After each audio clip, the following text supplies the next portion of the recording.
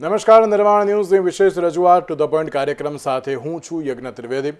દર્શક મિત્રો, આજે નિર્માણ ન્યૂઝની વિશેષ રજૂઆતમાં વાત કરવાની છે કે એક બાજુ નેપાળમાં જે પરિસ્થિતિ જોવા મળી રહી છે તેને લઈને તો સવાલ યથાવત છે, તો બીજી બાજુ નેપાળમાં ગુજરાતીઓ ફસાયા છે તેવી વિગતો પણ સામે આવી છે। અને જ્યારે ગુજરાતીઓ ફસાયા હોય ત્યારે કેવા પ્રકારની પરિસ્થિતિ ત્યાં છે, ભારત સરકાર અત્યારે સતત તેમના કોન્ટેક્ટમાં જોવા મળી રહી છે, ગુજરાત સરકાર પણ કોન્ટેક્ટમાં છે, પણ હજુ પણ ક્યાંક તેમની ભાળ મળતી નથી। અમુક જે હોટલમાં હજુ પણ જે ફસાયેલા હોવાની વિગતો પણ સામે આવી રહી છે।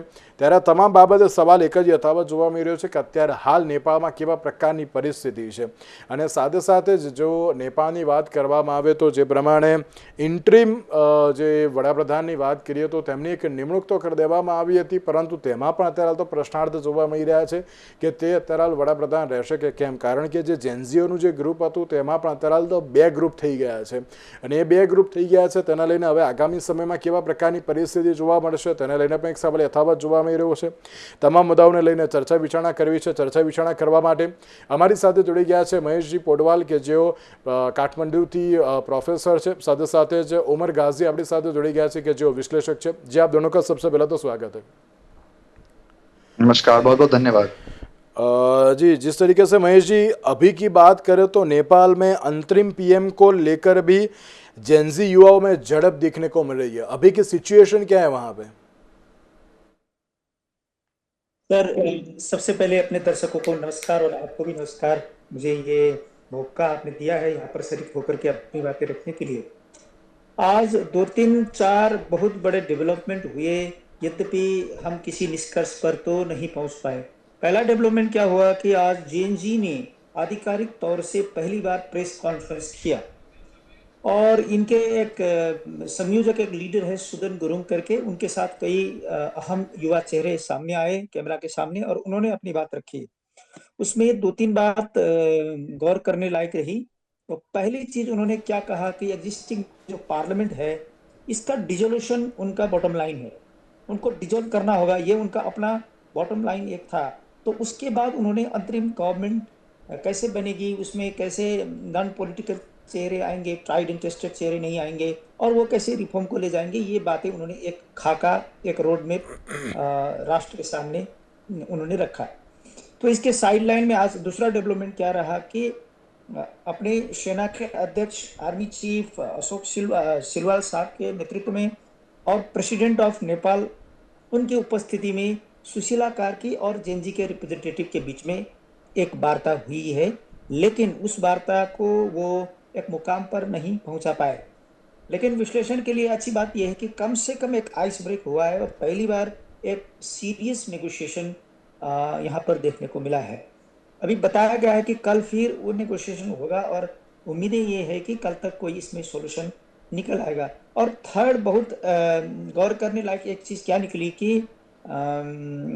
राष्ट्रपति के बारे में लोग कह रहे थे कि राष्ट्रपति सामने आए, कुछ तो कहें, राष्ट्रपति कहाँ पर है, क्योंकि एक पब्लिक इंस्टीट्यूशन, एक इलेक्टेड बॉडी वही तो है। अभी राष्ट्रपति भी सामने नहीं आए तो लोगों को लगने लगा था कि ये मार्शल लॉ हो गया और मिलिट्री शासन हो गया। तब आज राष्ट्रपति सामने आए, उन्होंने कुछ बोला तो नहीं, लेकिन एक लिखित विज्ञप्ति उनकी आ गई, उसमें शांति सद्भाव के लिए अपील की गई। और सबसे महत्वपूर्ण बात, अभी नेपाल के जो कॉन्स्टिट्यूशन है, मौजूदा कॉन्स्टिट्यूशन, इसी के दायरे के अंदर रह करके सोल्यूशन को सीख करें, ये अपील राष्ट्रपति ने की है। तो ये 2-3 बातें रही। लेकिन आपका जो क्वेश्चन था झड़प के बारे में, तो निश्चित रूप से जेएनजी के अंदर एक डिवीजन देखने को मिला, क्योंकि इनके प्रोजेक्शन में कोई सुशीला कार्की के समर्थन में है, कोई बालेंद्र शाह के समर्थन में है और 1-2 लोग हर्क सामपांग के समर्थन में भी है और एक फ्रैक्शन कुलमान गुरुंग के समर्थन में है। तो ये समर्थन वाले आपस में भिड़ गए और उसके चलते थोड़ी देर तनाव देखने को मिला, लेकिन इसको मैं उतना मेजर इशू नहीं मानता, क्योंकि मेजोरिटी ऑफ जेएनजीस अभी सुशीला कार्की के पक्ष में देखने को मिला है। सो ये 2-3 डेवलपमेंट आज हुई है। उमर जी, जिस तरीके से अगर हम दो नाम की चर्चाएं करें तो दो नाम है, सुशीला कार्की का भी नाम है, बालेंद्र शाह का भी नाम अभी देखने को मिला है, मगर जो जेनजी का एक गुट है वो ये भी बोल रहा है कि सुशीला कार्की भारत की समर्थक है। अब जब भारत का नाम बीच में आया है तो क्या कहोगे कि क्योंकि यहाँ पे एक गुट ये बोल रहा है कि नहीं भारत का समर्थक नहीं चाहिए, तो क्या कैसे देख रहे हो आप? क्योंकि भारत तो अभी तक बहुत ही अच्छी तरीके से सपोर्ट करते आया है। ऐसा भी लग रहा था कि नहीं नेपाल भी भारत को अच्छी तरीके से सपोर्ट करा है, मगर ये गुट ऐसा जो स्टेटमेंट देता है तब बहुत ही सारे तर्क वितर्क बनते हैं। नहीं, बहुत सारे तर्क वितर्क बिल्कुल बनते हैं, क्योंकि भारत का जो स्टैंड रहा है वो हमेशा यही रहा है कि नेपाल में स्थिरता बनी रहे। और इस प्रोटेस्ट के बाद भी हमारा जो स्टेटमेंट ऑफिशियली आया था वो यही था, that we want stability and peace in Nepal. अभी जो नाम सामने आया अभी तक पूरी पुष्टि नहीं हुई है। महेश जी ने भी बताया कि अभी उनका जेनजी ने उनको सपोर्ट किया है। She is backed by the Gen Z, chief justice Sushila Karki ji. Balendra Shah की आपने नाम लिया, लेकिन मेरे ख्याल से उन्होंने शायद, जहां तक मेरी जानकारी है, उन्होंने मना कर दिया है कि मैं इस रेस का हिस्सा नहीं हूं अभी। तो अभी जो शायद नाम सामने आ रहा है वो सुशीला कार्की जी का ही है। लेकिन मेरा ख्याल है कि जो भी उनके सपोर्टर हैं उनको सिर्फ ये देखना चाहिए अभी कि वो जिन जिन लीडर को भी आगे लेकर आए, चाहे वो सुशीला कार्की जी हो या कोई भी हो, वो नेपाल के लिए, नेपाल की सॉवरेंटी के लिए और पीस और स्टेबिलिटी के लिए कैसे हैं। उनके खिलाफ अगर एक आर्गुमेंट ये है कि वो प्रो इंडिया हैं या वो इंडिया को पसंद करती हैं, तो ये एक बहुत मजबूत आर्गुमेंट शायद नहीं है किसी भी लीडर के खिलाफ। अगर वो इंडिया के फेवर होने की वजह से अपने देश की सॉवरेंटी को नुकसान पहुंचा रही हैं तो वो एक आर्गुमेंट बन सकता है। लेकिन सिर्फ ये कि वो भारत को पसंद करती हैं या उन्होंने मोदी जी को लेकर कुछ बयान दिया है, तो ये कोई बहुत मजबूत उनके खिलाफ कोई आर्गुमेंट मेरे ख्याल से नहीं है। तो अभी इन बातों में ना पढ़कर मुझे लगता है कि एक और क्लैरिटी की जरूरत है। जो नए लीडर्स हैं, जो नए जेनजी आप उनको कहें या यूथ को कहें, उनको चाहिए कि अभी जल्दी से जल्दी, विदाउट एनी डिले, क्योंकि मार्शल लॉ और आर्मी और इस तरह की जब चीजें होती हैं तो फिर वेस्टर्न पावर्स, फॉरेन पावर्स उसका फायदा उठाने की कोशिश करती हैं। तो अभी जल्दी से जल्दी इनको चाहिए कि वो एक नाम को लेकर सक्षम हो जाएं और उसको लेकर कॉन्क्रीट तरीके से एक्शन लें, चाहे वो सुशीला कार्की जी हो या कोई और। बिल्कुल महेंद्र जी, जिस तरीके से अगर हम अभी की बात करें तो नेपाल में लोकतंत्र को मजबूत करने के लिए किन सुधार की भी अभी सबसे ज्यादा जरूरत भी देखने को मिल रही है? सर, जैसे जेनजी के पर्सपेक्टिव से कहा जाए तो उनका ये कहना है कि अभी जो एग्जिस्टिंग पॉलिटिकल ऑर्डर में जो लोग दिखते हैं, जो चेहरे दिखते हैं, ये ट्राइड एंड टेस्टेड है। और कई दशकों से यही चेहरे बार बार घूम फिर करके पार्लियामेंट में भी आते हैं, सरकार में आते हैं और बाकी व्यवस्थाओं में आते हैं। उनका बॉटम लाइन यही रहा है कि इन लोगों के चलते देश इतने पीछे चला गया कि इनको ट्रस्ट नहीं किया जा सकता। तो मेजर पॉलिटिकल चेंज ये है, इनके सपनों के हिसाब से कहा जाए तो इन लोगों को विदाई किया जाए। पहली बात ये दिखता है उनकी डिमांड से। दूसरा क्या है कि इन्होंने अभी पार्लियामेंट को डिजोल्व करने के लिए जो प्रेशर बनाया है, उसके पीछे की मंशा यही है कि अभी पार्लियामेंट को आप रीइंस्टेट करेंगे तो इसी को एक्टिवेट करेंगे तो वही लोग आएंगे, उन्हीं का वोटिंग होगा, वही लोग बनाएंगे और उनके अपने इंटरेस्ट को आगे बढ़ाएंगे। तो पहला इनका बॉटम लाइन पार्लियामेंट को डिसॉल्व करने की जो बात आई है उसकी एक मंशा वो है। दूसरी बात इन्होंने जो कही है, जैसे आज पत्रकार सम्मेलन में भी उसका थोड़ा सा भनक सबको मिला कि ये directly elected national executive, directly elected prime minister या डायरेक्टली इलेक्टेड प्रेसिडेंट के पक्ष में ये लोग बोल रहे हैं। तो इसका भी क्या है कि ये वर्षों से, शतकों से, जैसे इनडायरेक्टली इलेक्टेड प्राइम मिनिस्टर यहाँ होता है या प्रेसिडेंट होता है जैसे इंडिया में भी होता है, तो इसको खारिज करके ये डायरेक्टली इलेक्टेड एग्जीक्यूटिव के पक्ष में गए हैं। शायद इनको ये उम्मीदें हैं कि जैसे कई वेस्टर्न कंट्रीज में हम देखते हैं डायरेक्टली इलेक्टेड चांसलर होता है, प्रेसिडेंट होता है, जैसे अमेरिका में भी हो, कई यूरोपियन कंट्रीज में हो। तो ऐसे डायरेक्टली इलेक्टेड पब्लिक को, एक पब्लिक के चेहरे को देश के बागडोर में आने से कुछ नयापन आएगा, ऐसी उनकी उम्मीदें देखने को मिलती है। बिल्कुल उमर जी, जिस तरीके से अगर हम अभी की बात करें तो बहुत ही कन्फ्यूजन है ये जो अभी एक गुट ये बोल रहा है कि नहीं सुशीला कार्की जी होनी चाहिए, एक गुट बोल रहा है कि नहीं वो नहीं होना चाहिए। मतलब ये दोनों में अभी जिस तरीके से अंतर देखने को मिल रहा है, अभी जो प्रदर्शन भी बहुत ही सारा है, क्योंकि जेंजी अब ये भी कह रहे कि नहीं हम जब तक कंफर्म नहीं करें तब तक हमारा पीएम कोई और नहीं होना चाहिए, सबसे पहले हमारे साथ बात करो और फिर आगे हो। और इस बीच में अगर हम वैश्विक पटल के बात करें तो वहाँ पे कैसा सपोर्ट और किस तरीके से प्रतिक्रियाएं देखने को मिली है नेपाल के लिए, क्योंकि कहीं पे ऐसी भी बात सामने आई कि नहीं चाइना का सपोर्ट है इसके पीछे, कहीं पे ऐसी भी बात आ रही है कि नहीं यूएस भी करवा रहा है। मतलब क्या है ये ग्लोबली सिचुएशन अभी क्या है? देखिए, दो सवाल हैं आपके। एक तो ये कि इनकी अभी भी असमंजस में पड़े हैं वहाँ के लोग, और जेंजी कह रही है कि हमसे डिस्कस किया जाना चाहिए। ठीक है, एक नागरिक होने के नाते डिस्कस किया जाना चाहिए, लेकिन एक डेमोक्रेटिक प्रोसेस भी एक चीज होती है, और हम डेमोक्रेटिक प्रिंसिपल्स को सपोर्ट करते हैं। तो मुझे लगता है कि वहां पर एक बहुत जरूरी है कि जो भी मत बने उसमें सभी की भागीदारी हो। और अगर अनइलेक्टेड की हम बात कर रहे हैं या इनडायरेक्टली इलेक्टेड की बात कर रहे हैं, या पार्लियामेंट डिसॉल्व करने की बात भी की गई है, जैसा कि अभी महेश जी ने भी बताया, न्यूज में भी आ रहा है, तो वो एक शायद डेमोक्रेटिक प्रिंसिपल्स को कहीं ना कहीं ठेस पहुंच रही है। तो एक तो इस चीज का हमें ख्याल रखना है कि कहीं भी कोई भी देश हो, और खासतौर पे हमारे जो नेबरिंग देश है, हमारे जो पड़ोसी मुल्क हैं, वहां पर डेमोक्रेसी और स्थिरता बनी रहे, नंबर वन। फिर आपने कहा कि इंटरनेशनल क्या गतिविधियां हो रही हैं और उसका क्या रिएक्शन है। कुछ लोग कह रहे हैं कि चाइना का हाथ है, कुछ कह रहे हैं अमेरिका का हाथ है, कोई कुछ कह रहा है। तो मुझे लगता है कि अभी शायद पुष्टि तो किसी चीज की नहीं हुई है, कोई क्रेडिबल हमारे पास लिंक नहीं है कि किसी फॉरेन पावर का इसमें हाथ है। हो सकता है कि हाथ हो, लेकिन अभी वो कहना प्रीमेच्योर होगा जब तक कि कोई ना कोई ठोस उसका सबूत या कोई लिंक सामने ना आए।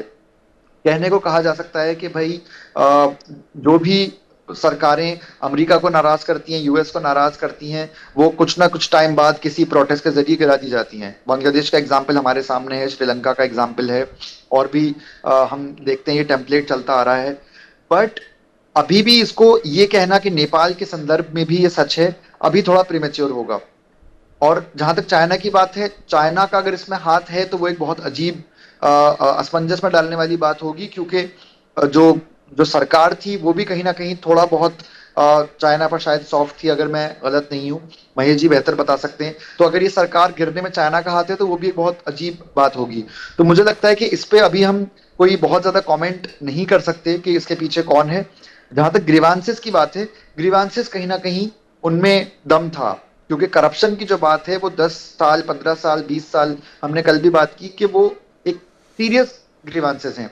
और सुशीला कार्की जी का जितना हमें जानकारी मिली है, वो फेमस रही हैं इंटेग्रिटी के लिए। आई थिंक वो शायद पहली चीफ जस्टिस थी, ऐसा कुछ उनके बारे में, फीमेल चीफ जस्टिस थी, और एंटी करप्शन स्टांस उन्होंने काफी लिया है। तो अगर ऐसे कोई लीडर आपके पास मौजूद हैं तो आप उनको बिल्कुल बागडोर दीजिए, और इंडिया का भी समर्थन रहेगा, और जो इंडिया के नागरिक हैं, जिम्मेदार नागरिक हैं, उनका भी समर्थन दूर से रहेगा उसको।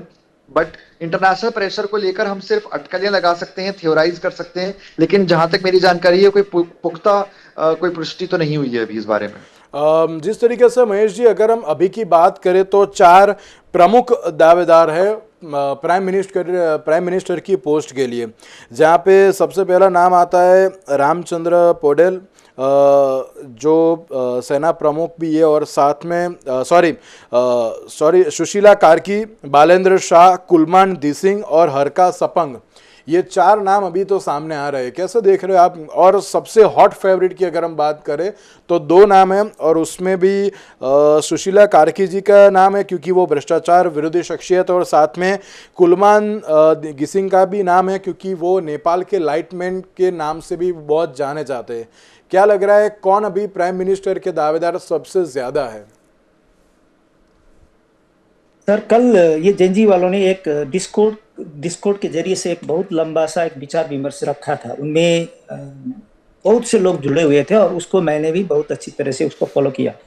तो उसके अंदर उनके अंदर एक मत सर्वेक्षण भी हुआ, और एक हिसाब से कहे तो वर्चुअल वोटिंग भी हुआ। तो उसमें सबसे ज्यादा लोग सुशीला कार्की के पक्ष में आए, और इसके कुछ कारण हैं। कारण क्या है कि इनका जैसे सोशल मीडिया बैंड एक मुद्दा था और दूसरा मुद्दा करप्शन था। सोशल मीडिया बैन तो तुरंत हट गया, वो सोल्व हो गया। तो दूसरा मुद्दा जो करप्शन है, इस करप्शन की हिस्ट्री से जोड़ा जाए तो सबसे ज्यादा दखल इसमें, सबसे ज्यादा अनुभव और काम करने का इतिहास जो है वो सुशीला कार्की की है। तो मुद्दों के हिसाब से जोड़ा जाए तो उनका अनुभव भी रहा है, सुप्रीम कोर्ट की जज रही है, चीफ जस्टिस ऑफ नेपाल रही है, और उनका जैसे काजी साहब कह रहे थे, एक बेदाग, एक एंटी करप्शन कैंपेनर, एक क्रुसेडर के रूप में उनकी छवि स्थापित है। और उम्र के हिसाब से देखा जाए तो ये तीन नाम जो आपने और बताया, ये उतने उतने अनुभवी और सीजन्ड भी नहीं है। तो इस चीज को जेनजी ने कहीं ना कहीं इसको भी अप्रिशिएट किया है।